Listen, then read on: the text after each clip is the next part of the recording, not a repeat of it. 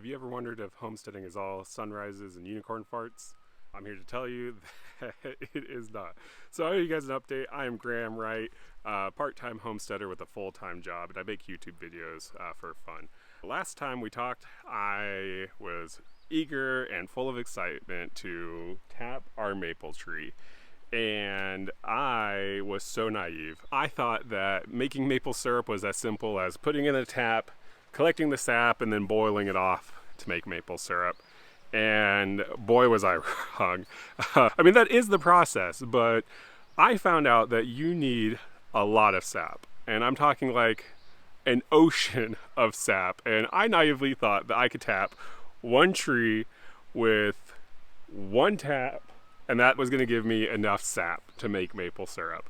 And I mean, and technically it did. Like I do have maple syrup, but it's not what I wanted, right? I was hoping to get at least a quart, right? I wanted to fill up at least 2 of these. Since tapping the tree, I learned that in order to get a quart of maple syrup, you have to have 15 gallons of sap. That's if you're using sugar maple. This is red maple, so it's more of like a 40-to-1 ratio than a 30-to-1 ratio. So yes, I did technically make maple syrup, but the beautiful thing about homesteading is that even though I failed at my goal, is I still learned a lot, right?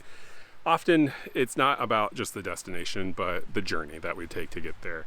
So my kids and I, we had a fun time tapping the tree, and they would ask me every day, "Oh, Dad, can we go get the sap? Can we go get the sap?"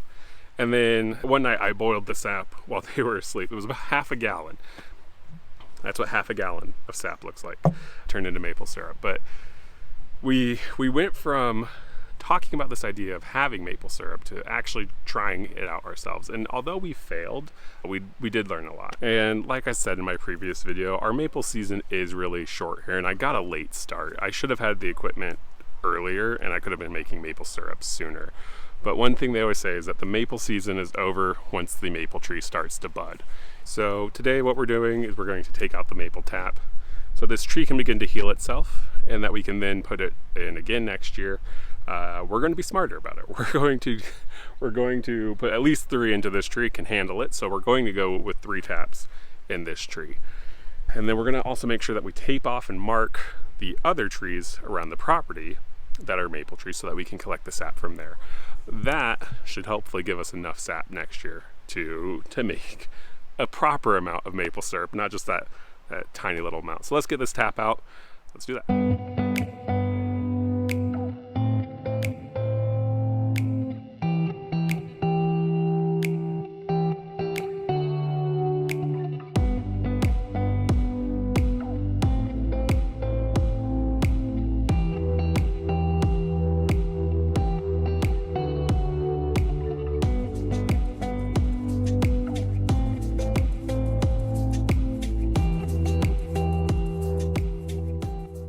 The other thing we have to do besides taking the tap out of the tree is we're going to go in and we're going to wash this out with water.